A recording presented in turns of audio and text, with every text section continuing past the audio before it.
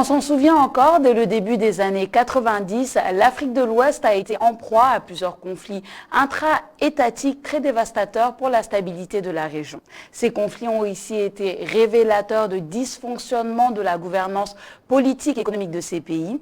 Et aujourd'hui, les coups d'État, les attaques djihadistes et les dysfonctionnements sociaux se multiplient.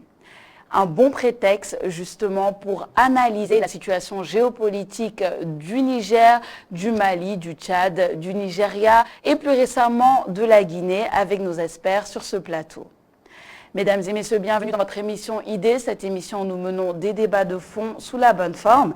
J'ai le plaisir de recevoir le professeur Fatou Sow-Sarr. Bonjour professeur. Bonjour. Merci d'être là avec nous sur ce plateau. Donc pour les présentations, pour ceux qui ne savent pas, professeur, vous êtes titulaire d'un doctorat en anthropologie et sociologie des politiques. Vous êtes aussi auteur, directrice aussi de l'Institut du genre et de la famille. C'est bien ça? Oui, c'est ça, merci. Parfait, on est content que vous soyez parmi nous. Et nous avons aussi Monsieur Kadjali Diakité. Bonjour Monsieur Diakité. Bonjour. Alors Monsieur Diakité, vous êtes journaliste de formation. Vous êtes aussi auteur. Et d'ailleurs, vous avez écrit l'ouvrage Promesses et désespoir d'un service public, plus récemment. Parfait. Alors, pour entrer dans le vif du sujet directement, aujourd'hui on parle de géopolitique et on fait un peu le bilan de la situation de la sous-région ici en Afrique de l'Ouest. Connaissant un peu les manquements et les troubles qui ont causé plusieurs problèmes dans cette sous-région, j'aimerais vous demander directement, professeur Sarr, si vous deviez faire un bilan de la situation actuelle, ce serait lequel? Bien, le bilan, il faut, à mon avis, se mettre dans une dynamique et ouvrir des perspectives. C'est vrai que quand on fait le constat aujourd'hui, c'est désolant, c'est très désespérant ce qui est en train de se passer. Et on a un sentiment de recommencement éternel. Donc, après les indépendances, les séries de coups d'État, ensuite ça a repris en 89, à la fin des années 80, et ensuite, rebelote, on recommence. Mais l'analyse va nous démontrer, on va le voir tout à l'heure, que malgré tout, il y a une dynamique et ce n'est pas les mêmes résultats qu'on va avoir. Il me semble qu'il y a un processus de maturation. Dans toute chose, il faut voir ce qu'il y a de négatif, ce qu'il y a de positif. C'est vrai qu'aujourd'hui, c'est catastrophique ce qui est en train de se passer, mais qu'il est possible que des germes d'une nouvelle société soient en train d'émerger dans la zone de l'Afrique de l'Ouest. Et je crois qu'il ne faut pas désespérer.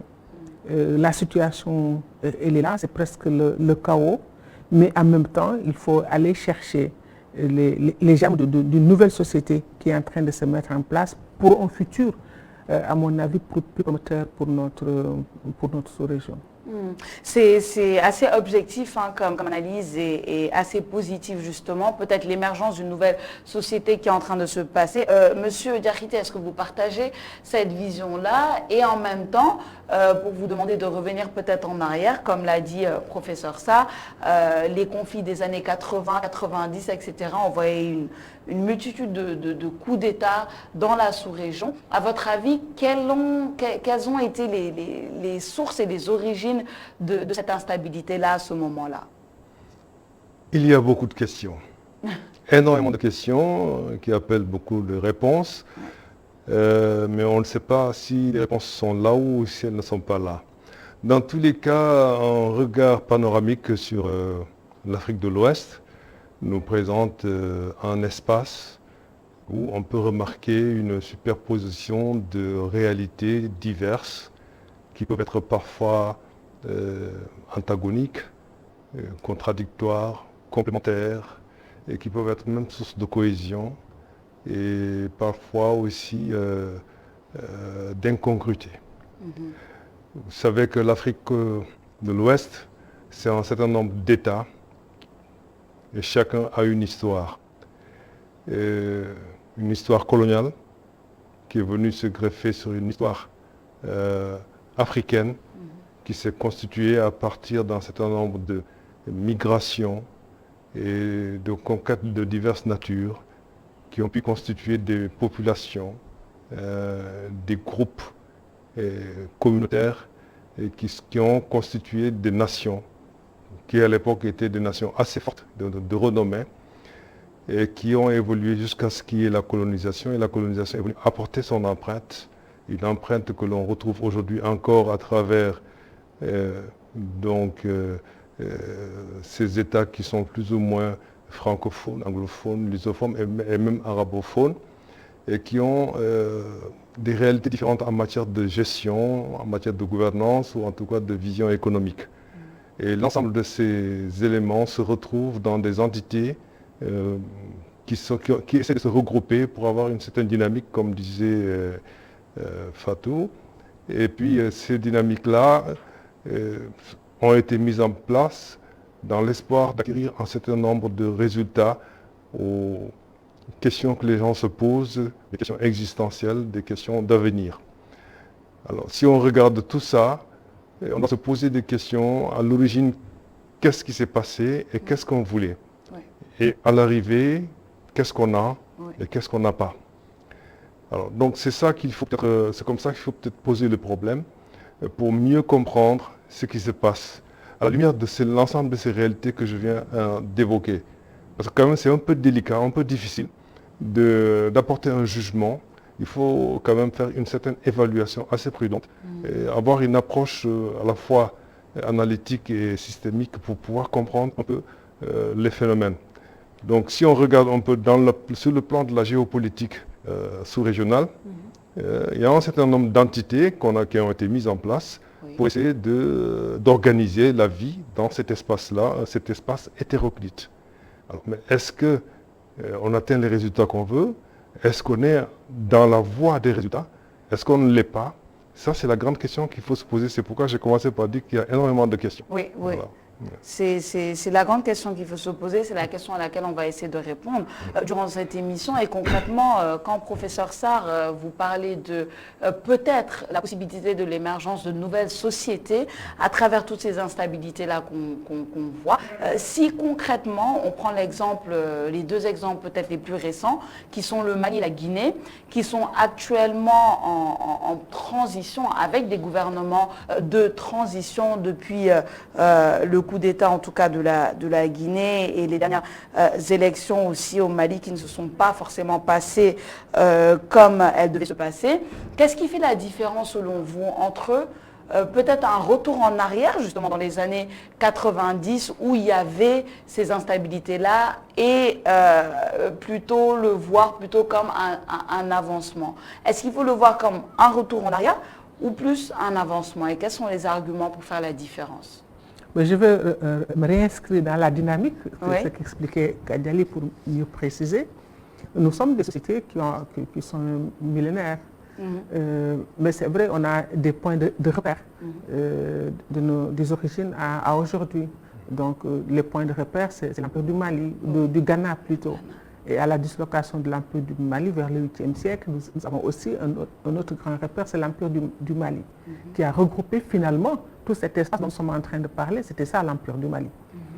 Et la dislocation de l'Empire arrive avec des phénomènes extérieurs qui sont les attaques, qui sont l'esclavage, qui sont la colonisation, et qui ont à la fin, parce qu'il va falloir reprendre le processus de la colonisation, du partage de l'Afrique, où on nous a compartimentés en fonction des intérêts des colonisateurs. Et là, dans cet espace-là, il y a un élément clé quand on va parler des conflits de la Guinée, du Mali, etc. C'est qu'il faut retourner au Libéria. Oui. Le Libéria, c'était quoi? C'était sous le gouvernement de Tolbert, c'était des Afro-Américains qui sont revenus sur la terre-mère. Et c'est là où, quand on n'a pas compris ce qui s'est passé au niveau du Libéria et de la Libye, c'est-à-dire voilà deux espaces qui reviendront de manière récurrente dans les conflits qui sont passés dans l'espace ouest-africain.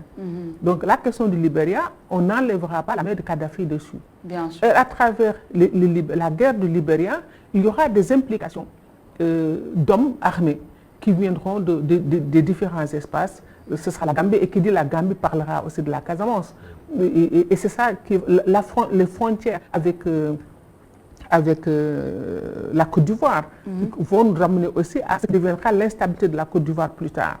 Mais cette guerre de Libéria, c'est aussi Blaise Compaoré. Ouais. Parce que tout le monde disait que Blaise Compaoré, ce sont les diamants, c'est là-bas où il a pris toute sa richesse et le contrôle qu'il avait. C'est pourquoi on comprend quand Blaise Compaoré n'est plus à la tête du Burkina Faso, toutes les attaques que ce pays a subies, parce qu'il avait en tout cas un gentle agreement avec l'ensemble de ces rébellions qui étaient dans cette logique. Donc, et l'achèvement du processus en Libye, c'est-à-dire la liquidation de Kadhafi, a précipité tous les événements qui vont se faire. Donc, toutes nos rébellions vont avoir un lien à partir du Libéria.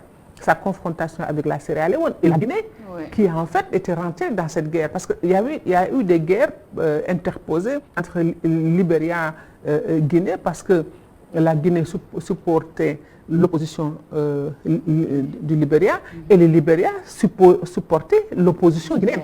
Donc on va retrouver tous ces éléments qui feront que dans cette entité, à la fois pour des questions ethniques, parce que les frontières, ce sont des familles de part et d'autre des frontières, ce qui fait qu'une guerre qui, dans un espace, va d'une manière directe impliquer aussi d'autres communautés qui se retrouvent à la frontière, parce que le partage de l'Afrique n'a pas respecté nos identités culturelles. Et donc la question de l'ethnicité, la question de l'identitaire va revenir se greffer sur tout cela pour effacer ce que les gens avaient en commun. Bon, maintenant, ce sont tous ces éléments liés à la colonisation, liés aussi à la volonté de Kadhafi d'ouvrir une autre ère sur l'espace africain de cohésion. Bon, on peut juger bien ou pas, peu importe, mais l'élément est là, il a soutenu. Donc, de fil en aiguille, on va se retrouver avec un tricotage, un maillage de l'ensemble de nos communautés qui vont être impliquées dans ces conflits-là. Maintenant, on en arrive à l'histoire du Mali, ce que vous êtes en train de dire, les changements aujourd'hui. Parce que jusqu'ici, les guerres étaient menées par des chefs de guerre pour le contrôle absolu des richesses des pays au profit de clans, au profit d'ethnies, parce que les questions ethniques vont devenir des questions très fortes dans la sous-région, en tout cas au profit de groupes d'intérêt. C'est en fait cela. Mais ce qui est en train de se passer aujourd'hui, que ce soit le Mali, où c'est une population, c'est des militaires qui ont pris le pouvoir, c'est une révolte populaire, c'est-à-dire où les populations n'en pouvaient plus.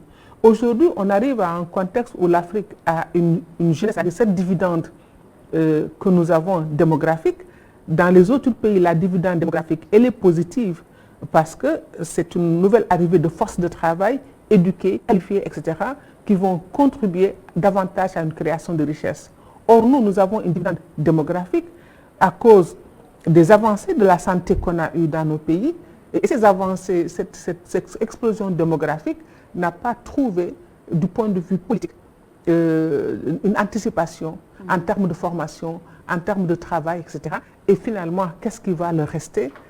C'est la confrontation, parce que le partage des richesses ne se fait pas de manière équitable. Et je suppose, et j'espère, qu'on va dépasser aujourd'hui les clivages de conflits au nom de l'identité ethnique ou autre, même si ces soubassements resteront, mais une nouvelle force est en train d'émerger, c'est-à-dire des jeunes qui se sentent laissés pour compte dans l'ensemble de ces pays. Et un nouveau paradigme est en train de se mettre en place. Ce sont des groupes qui transcendent les appartenances ethniques ou confrériques, tout ce que vous voulez, qui vont se battre au nom de leur identité de jeunes qui sont laissés pour compte. Évidemment, avec toute la population qui aussi est laissée pour compte. Donc, ce qui se passe au Mali et en Guinée, ce n'est pas le même processus de coup d'État, mais on peut arriver au même résultat. C'est-à-dire, même ce président, celui qui vient de faire ce coup d'État-là, ceux qui font les coups d'État, on ne les laissera plus faire ce qu'ils ont envie de faire. Évidemment, ils auront la force militaire pour mater, mais ça ne sera pas pour longtemps. Je crois qu'aujourd'hui, les peuples ont appris au cours de l'histoire à se construire. Peut-être je reviendrai là-dessus pour voir ce qui s'est passé en Afrique du Sud. Mais c'est en fait une identité de groupe opprimé, au-delà de leur appartenance ethnique ou religieuse ou autre, et qui trouvent des raisons ensemble de se battre pour reconstruire leur pays d'une autre manière. Et je crois que c'est comme ça, moi je vois la dynamique qui se passe au Mali, même si les militaires essaient de forcer, de faire comme l'ancien paradigme, de s'enrichir eux et leurs familles, ce ne sera pas durable.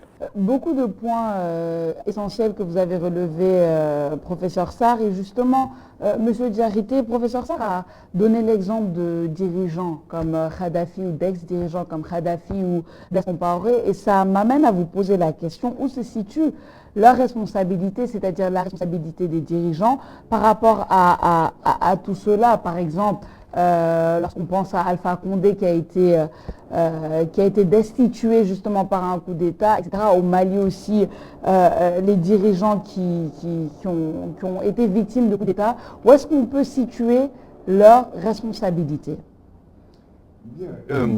Fatou a brossé un certain nombre de germes pathogènes qui caractérisent aujourd'hui un peu l'état de la sous-région sur le plan géopolitique, et notamment il est intéressant de s'arrêter sur les noms que vous avez évoqués pour montrer que quelque part dans cette sous-région et d'une manière générale en Afrique, la politique intérieure comme la politique sous-régionale est plus ou moins personnalisée. Ça, c'est aussi un autre handicap que les gens soit ne perçoivent pas ou n'entrevoient pas facilement ou ne comprennent pas que ça peut être un handicap. Alors, ça se reflète un peu dans chaque pays à travers les instances dirigeantes et également au niveau sous-régional, où ce sont ces mêmes instances dirigeantes qui viennent se retrouver au niveau sous-régional pour constituer des ensembles qui ne sont que finalement l'émanation de ces gouvernements, en tout cas de ces dirigeants, au lieu d'être une émanation des nations. Et ce qui fait que souvent les populations même ne s'y retrouvent pas. Et Fatou a parlé de l'émergence d'un certain nombre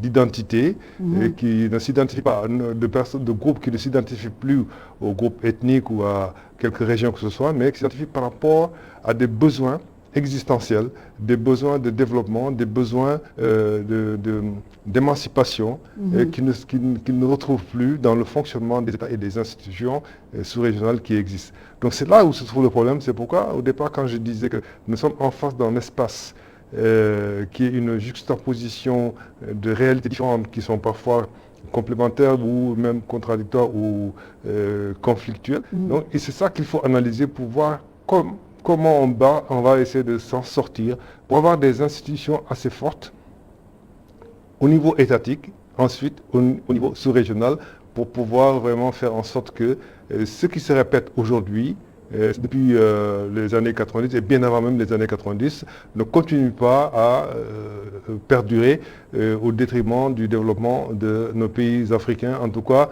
d'une certaine souveraineté de nos États. Ce qui est intéressant dans tout ça, c'est qu'il faut se rendre compte qu'aujourd'hui, les populations qui sont devenues un peu les laissés pour compte et qui voient à travers cette jeunesse qui se présente comme le porte-drapeau de ces populations, cette population ne se retrouve ni dans les instances dirigeantes de leurs États, encore moins dans les instances dirigeantes de la sous-région. Et ce qui fait que d'ailleurs, même ces instances dirigeantes au niveau sous-régional commencent à perdre de la crédibilité, même si elles ont eu des éléments positifs, des actes positifs qu'ils ont eu à poser et qui ont eu à avoir des résultats palpables, mais il y a un certain nombre de faits et d'actes qui sont posés aussi bien au niveau régional qu'au niveau national, qui font que ces instances commencent à perdre de la crédibilité, non seulement aux yeux des populations, mais même aux yeux des instances internationales, qui plus ou moins se servent même de ces instances-là pour leurs propres besoins, de les manipuler dans le sens de leurs intérêts propres. Et souvent sans que les gens s'en rendent compte, mais c'est un peu ce qui se passe. Et ce qui fait qu'aujourd'hui, on ne devrait pas penser que le fonctionnement de ces instances sous-régionales ne devrait pas être personnalisé. Ça ne devrait pas dépendre d'une personne, soit par exemple Blaise Compaoré ou d'un Kadhafi, mais Ouais. ça devrait dépendre des États ou des nations bien organisées et qui jouissent pleinement de leur souveraineté au niveau local, pas de leur indépendance, mais de leur souveraineté. Parce que l'indépendance, elle n'existe pas. Nous, tous les États, tous les groupes sont interdépendants. Nous avons tous besoin les uns des autres. Mais dans le cadre d'un partenariat, je ne veux pas utiliser le mot parce que ça devient un peu des propos galvaudés, un peu, plus ou moins des coquilles vides, mais dans un cadre de partenariat où chacun défend ses intérêts, les obtient et sans que ce soit au détriment de l'intérêt de l'autre, dans le respect mutuel. Et ça, c'est ce à quoi nous devons parvenir parce que jusqu'à présent, en Afrique, aussi bien les États pris individuellement que les organisations qui ont été mises en place n'ont pas encore atteint le niveau qui permet d'assurer une souveraineté optimum qui nous permette vraiment de nous en sortir. Et on reviendra d'ailleurs sur le fonctionnement de ces instances régionales dans quelques temps. Juste avant, professeur Sarr, on suppose que c'est la violation de la Constitution par son 3e mandat qui a valu à Alpha Condé justement d'être destitué à travers un coup d'État militaire. Est-ce que vous pensez que cela serait possible ici au Sénégal éventuellement? Bien, le Sénégal n'a pas, si on regarde les faits et notre trajectoire, le Sénégal n'a pas la même histoire que ces autres pays. Du point de vue de l'organisation, parce que n'oublions pas que la Guinée, c'est le fractionnement, y compris les autres espaces africains, c'est le fractionnement identitaire. Souvent des ethnies importantes qui ont 2 poids importants. Et la Guinée, c'était ça, c'est entre les Malinké et les Peuls, et ce qu'on va retrouver ailleurs. Le Sénégal a connu une autre trajectoire qui a réussi à travers les conflits religieuses à reconfectionner, à se réorganiser socialement. Mais bien avant les conflits religieux, si on regarde l'espace du Sénégal au nord de la Gambie, c'est la même histoire, à la fois en termes de parenté, en termes d'institutions. Que ce soit le Wallo où je dis Ndiaye a appris la politique, les institutions politiques qu'ils ont repliquées au Djolof, et ensuite le Kayor et le Bawol qui ont repris leur indépendance, c'est la même trajectoire historique. Et finalement, c'est les mêmes liens de parenté. Quand on vous dit que le roi Ndofène Diouf a ses origines au Wallo, c'est un des petits-fils de Baba Diop, de Koulimba Diop. Donc, les liens, et quand on va voir ce qui se passe de l'autre côté avec le Fouta, que ce soit avec l'imam Abdou Khadr ou l'imam Bokar, il y a eu des alliances qui ont été scellées dans le sang. Donc, l'histoire du Sénégal, c'est une histoire de parenté. Au fur et à mesure qu'on étudie cet espace-là, il y a des histoires de parenté, il y a des histoires politiques, il y a une communauté, une identité qui existe malgré les apparences. On parle du Djolof, du Wallo, du Kayor, etc. Et du Fouta, ils ont un fondement commun, et ils ont des liens de parenté et des liens de sang. Ce que nous ne trouvons pas dans d'autres. Et maintenant, les confréries sont venues nous accorder une certaine stabilité, un certain référentiel qui fera qu'avant qu'un homme politique, qu'un homme de l'armée se lève pour faire un coup d'État, il a, comme on dit encore, il a un guide, il a un guide à qui il va se référer. Donc, ça ne veut pas dire que ça ne peut pas exister au Sénégal. Mais je veux simplement dire qu'il y a, si on parle de l'exception sénégalaise, c'est son histoire qui a été une chance pour ce peuple, évidemment, d'avoir une trajectoire commune qui lui permet de faire face à un certain nombre de choses. Cela ne veut pas dire que des troubles ne vont pas exister au Sénégal. Si on décortique seulement l'expression Halpulaar, ça corrobore tout ce que vous dites. En tout cas, ça confirme tout ce que vous dites là. Parce que le mot Halpulaar, par exemple, quand on te le dit, c'est pas parce que ça désigne les Peuls. Tous les Halpulaar ne sont pas des Peuls. En fait, le mot Halpulaar est venu du Tekro à l'époque. Le Tekro, c'était un espace géographique au nord du Sénégal, à la lisière du Sahara, et qui a regroupé autour des Peuls un certain nombre de groupes ethniques qui sont arrivés soit par migration, soit par des besoins de conquête, ou bien soit par des alliances, et qui sont arrivés, qui sont regroupés là. Et là, dans ce milieu, dans cet espace-là, il y avait autour des Peuls, des Wolofs qui sont venus, Absolument. des Sérères qui sont venus, des Mandingues qui sont venus, des Diola qui sont venus, des Sarakoulés qui sont venus, ce qu'on appelle les Soniké, et d'autres ethnies dont je ne me rappelle plus, ils se sont tous retrouvés là, autour des Peuls. Et ils vivaient en communion, dans une cohésion parfaite. Et c'était tellement beau que finalement, ils ont décidé par eux-mêmes d'adopter la langue poulard comme langue de communication pour tout le monde. Et ce qui fait qu'ils se sont fait appeler des Hal Poulard. Hal Poulard, ça ne veut pas dire autre chose que poularophone. Ce n'est pas une ethnie. Hal Poulard n'est pas une ethnie. C'est par rapport à la langue plutôt. Ouais, c'est par rapport à la langue. C'est Hal Poulard, l'unité. voilà. C'est comme la France. Oui. Le français n'était pas la langue. Oui. Oui. C'est la langue qui a fédéré. Oui. Jusqu'à présent, on a les Bretons, les Basques, etc. Tout à fait. Et Là c'est aussi, pourquoi on dit qu'un Kolitengala est venu, en tout cas, on attribue à Kolitengala d'avoir été l'homme politique qui a permis de faire cet espace. Mais ce qu'il dit, c'est intéressant. À la fois, on a toutes les migrations du nord qui ont fait que au nord du Sénégal, c'est-à-dire le sud de la Mauritanie, était totalement habité par des Wolofs, par des Peuls, par des Mabara, par des Diola, par des Sérères. Et on retrouve le passage des Sérères dans tout le long de ces vallées. À chaque fois qu'il y a des fouilles, on retrouve le passage des Sérères par...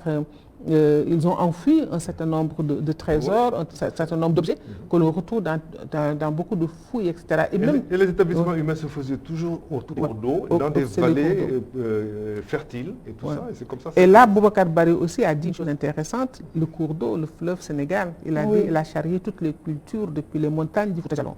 Donc c'était un espace de vie qui a permis de le faire et ensuite qui ont progressé vers l'intérieur du Sénégal. Donc on a et c'est important de le rappeler au Sénégal, que notre identité est une construction qui date sur des siècles, qui nous a permis d'en arriver là où nous sommes. Maintenant, quand le colonisateur vient, et on va le retrouver ailleurs, il va utiliser, voir les germes d'opposition pour les mettre en place. Et on le verra un peu partout, c'est ce qui va se passer.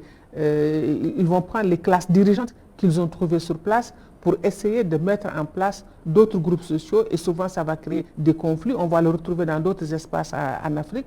Donc la main du modèle politique colonial est là, qui obéit à leurs intérêts économiques aussi. Et le problème que nous avons eu jusqu'ici, c'était notre incapacité des classes dirigeantes au départ. Ce n'est même pas leur incapacité. C'est-à-dire l'esclavage, la colonisation nous a tellement anéantis qu'il fallait encore se remettre de cela et se reconstruire de manière nouvelle.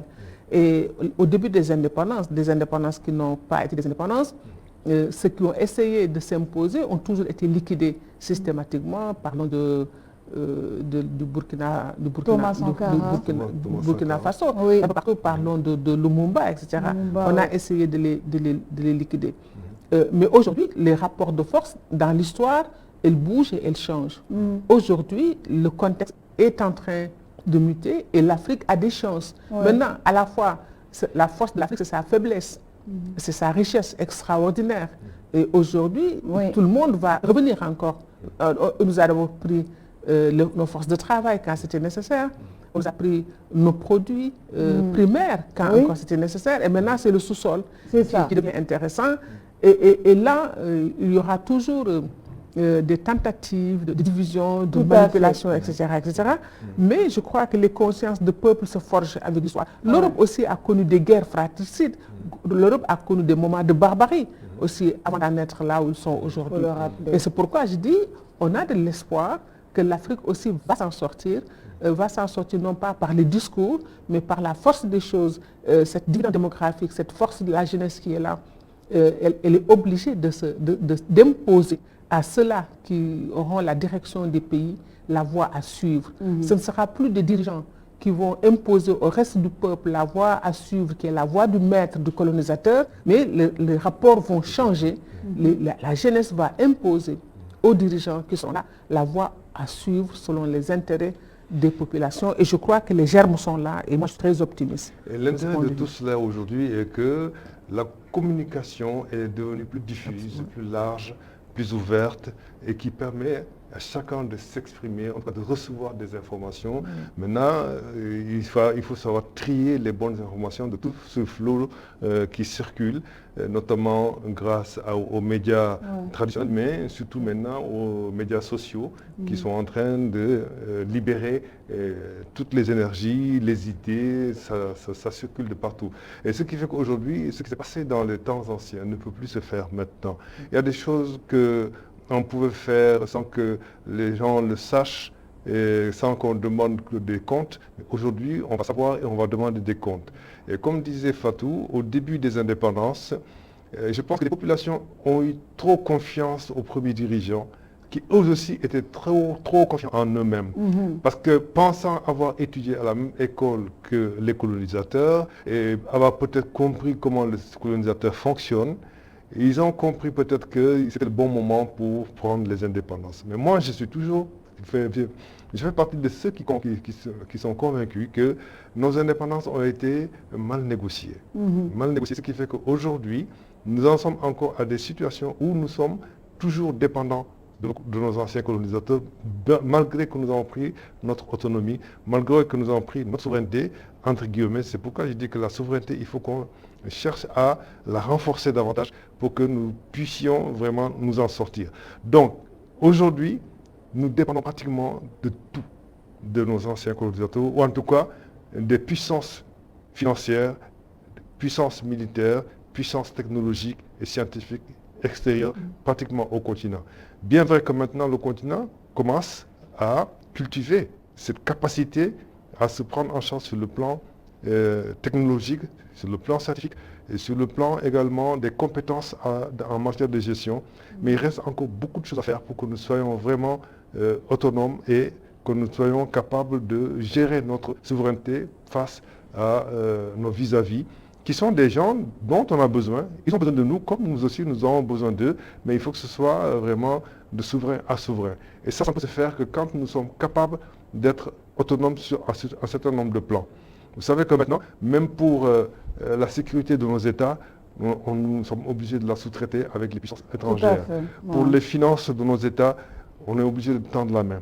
Et pour un certain nombre de réalisations, sur le plan technologique comme sur le plan entrepreneurial, on est obligé toujours de tendre la main à l'extérieur. On est allé même jusqu'à ne même pas faire confiance à nos entrepreneurs locaux et à nos capacités locales à faire un certain nombre de choses. Là aussi, il y a problème.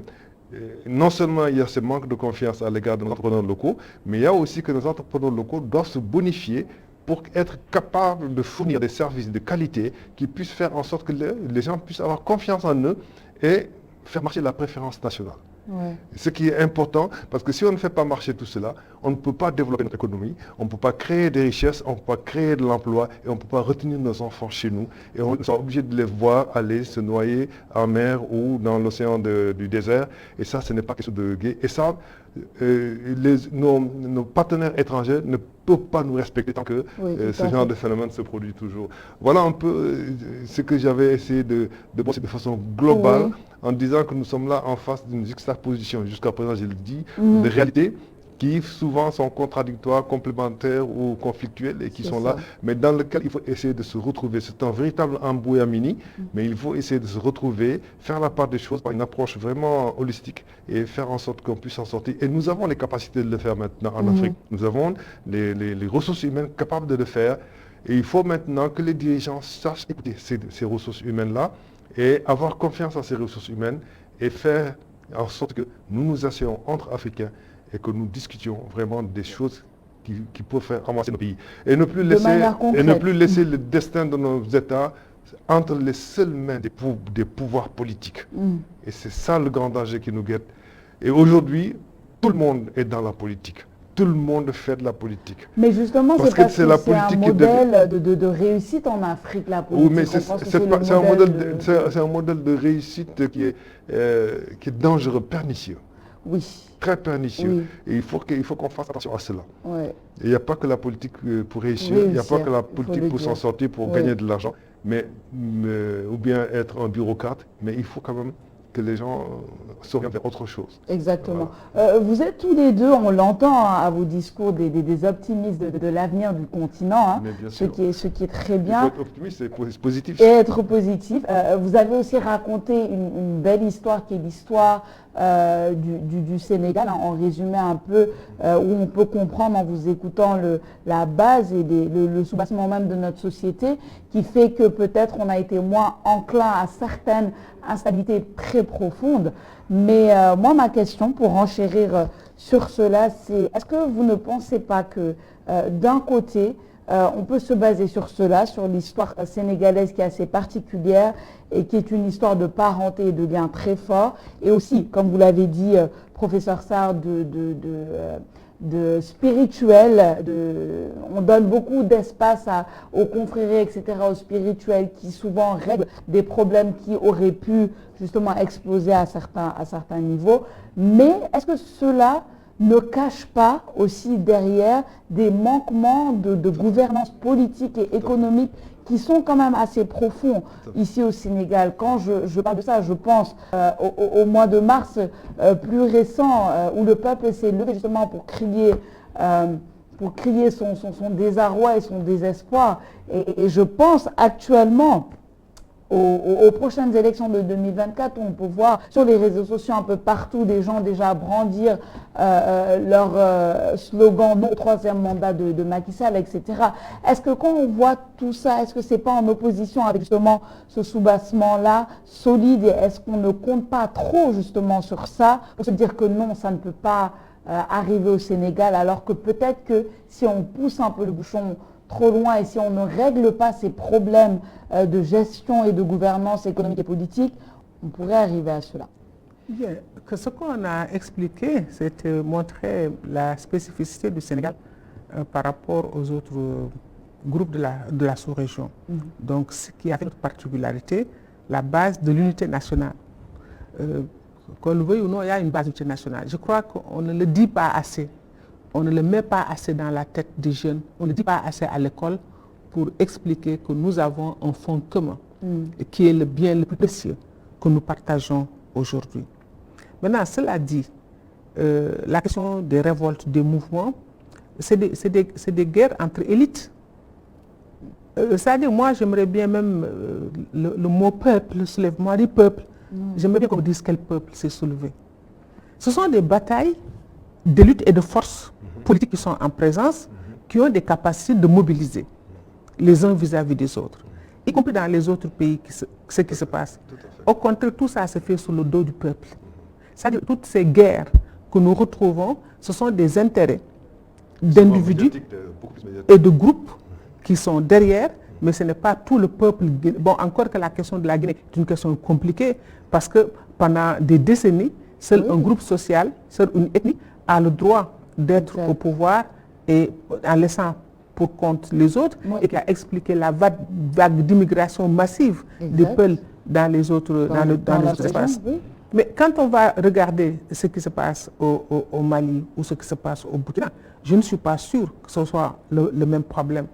C'est-à-dire, nous sommes, une fois je disais à des amis qui sont de la Casamance, je disais, qui était ministre, je lui dis, est-ce que c'est vraiment la population à la base, le paysan, parce que le paysan du Fouta, du Walo ou du Djolof, il n'en a rien à faire de l'État, parce que l'État ne lui vient, il vit bon an, mal an par rapport à ses propres intérêts. Mais je lui dis, est-ce que ce n'est pas vous, intellectuels, qui avez soif de pouvoir et qui faites tel ou tel geste? C'était un ami très proche à qui je pouvais prendre des libertés pour lui dire. Donc quand je prends la distance aujourd'hui, tous ces groupes de partis politiques qui se battent aujourd'hui au Sénégal, qui représentent-ils en réalité? C'est-à-dire, quand je vais le dire, on va me dire que c'est extrêmement dur. Mais qui représentent-ils? Quel est leur nombre? Encore que c'est des partis politiques, entre guillemets. Voilà. Attends, quel est leur nombre, etc. Mais cela dit, c'est le rôle aussi des élites. Il y en a qui récupèrent la frustration des populations. Ça ne veut pas dire que les populations ne sont pas frustrées. Parce que en mars, on l'a vu, c'est les populations qui sont sorties. Non, moi je préfère prendre la distance du chercheur par rapport à cette histoire. Quand on me dit que c'est les populations qui sortent, la population, elle est organisée. Je prends les distances. Le 23 juin, quand je vois Y'en a marre, qui a proposé, qui a vu un hélicoptère qui les ont suivis depuis la banlieue jusqu'à la place de l'indépendance, mais tout cela s'était préparé. On ne peut pas me dire que le peuple est sorti de manière spontanée. Oui. Les peuples sortent par qui? Parce que les partis politiques organisés peuvent leur payer le transport pour venir au niveau de la place de l'indépendance. Ce ne sont pas des gens qui, de manière spontanée, ont marché depuis Matam, depuis Ziguinchor, etc., ou même depuis la banlieue pour venir. C'est parce qu'il y a des gens qui sont derrière, qui leur donnent les moyens, qui les mettent dans des bus, etc. Pour moi, le désordre, il est organisé. Bon, une fois cela dit, ce qui est en train de se passer, c'est que c'est des guerres entre élites. C'est-à-dire, c'est un groupe d'élites qui veut tout prendre pour eux-mêmes, pour leur famille, pour le voile et pas pour les autres. Et l'autre groupe d'élites lui dit, je ne suis pas d'accord. Donc, ce qui se passe en Afrique, le grand peuple est le laissé pour compte dans toutes ces affaires. Donc, à chaque fois qu'il y a eu des coups d'État, qui en a bénéficié? Ce n'est jamais le peuple malien. Combien de coups d'État le Mali a connu? Est-ce que ça a fondamentalement changé la situation du citoyen lambda du Mali? Non. Donc, quand Blaise Compaoré vient au pouvoir, qui en a profité? Lui, la dynastie de sa femme, qui se sont enrichis sur ses affaires. Donc, on est dans des clans, des esprits, ce que j'appelle l'esprit clanique et tribal. On a des groupes d'intérêts, c'est le mot, je crois, le plus juste, c'est des groupes d'intérêts qui se battent pour accéder au pouvoir. Évidemment, on utilise le peuple en disant que c'est pour le peuple, mais une fois installé, le peuple n'a rien à voir dans cette affaire-là. Donc ça, c'est le problème de l'Afrique. Encore que ceux qui s'étaient battus pour les pères de l'indépendance, je crois que cela avait un idéal. Malgré tout ce qu'on puisse leur dire, c'est qu'ils se battaient, les Lumumba et les autres, ils se battaient pour un idéal de libérer leur peuple. Les Sékou Touré, quel que soit ce qu'on puisse raconter sur un Sékou Touré, moi je trouve qu'un Sékou Touré a des points assez positifs pour moi. C'est quelqu'un que je respecte. Bon, maintenant, il a eu des moments où il a été persécuté et les Français ont joué les groupes contre les autres. Et ça nous a donné ce que ça nous donne aujourd'hui. Mais ce qui m'intéresse, moi, maintenant, je dis que le soulèvement, la prise de conscience de cette jeunesse, en tout cas des forces vives des nations aujourd'hui, ne seront plus aussi patients que par le passé. Ils peuvent être avec vous pour vous mettre au pouvoir, mais c'est eux qui vous indiqueront la voie à suivre. Je pense que bientôt, on va dépasser cette terre où des gens arrivent au pouvoir pour tout capturer, eux et leur clan, et leurs membres et leurs familles, mais ils sont obligés de suivre. Et c'est là où on va aller vers la démocratie. Parce que pour moi, on est aux antipodes du processus démocratique. Les élections factices qu'on fait, ce n'est pas parce qu'on est allé aux urnes que finalement, le résultat, c'est l'émanation populaire, ce n'est pas cela. Mais c'est dans les contradictions qu'on avance. Et ce qui est en train de se passer, les dernières générations de soulèvement vont nous amener à des modèles, à mon avis, qui seront, comme on dit, la démocratie, c'est le moins mauvais des systèmes. Au moins, à la sortie des urnes, les gens sauront que bon, c'est lui le vainqueur et nous attendrons notre tour et que la prochaine fois, si on travaille mieux, nous aurons les chances de nous en sortir et pas des résultats confisqués, préfabriqués, parce qu'Alpha Condé, quand même, il est sorti avec un résultat, etc. Et c'est justement voilà. Et même en parlant de ça rapidement, parce qu'il nous reste peut-être 5 minutes dans cette émission, mais j'aimerais vous relancer sur cette question, Monsieur Diakité, par rapport au résultat d'Alpha Condé. Et tout à l'heure, vous l'avez mentionné, les instances régionales.